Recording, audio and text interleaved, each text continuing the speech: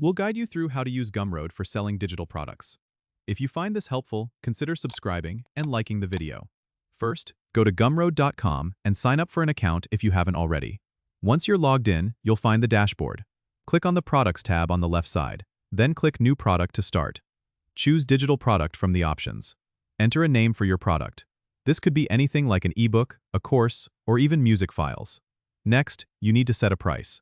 You can choose Pay What You Want if you want to give your customers flexibility. After setting the price, click Customize to add more details. Upload your digital files, like PDFs, audio, or video files. Make sure they're the final versions, as this is what your customers will download. You can also add a cover image to make your product look appealing. Write a compelling description to let your customers know what they're getting and why they need it. Once you've filled out all the information, click Save Changes. Now, go back to the dashboard and find your product. Click the Share button to get the link you can share with your audience.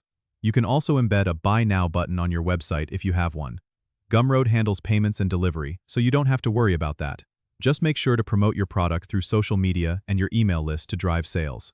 Don't forget to subscribe and comment if this helped you out.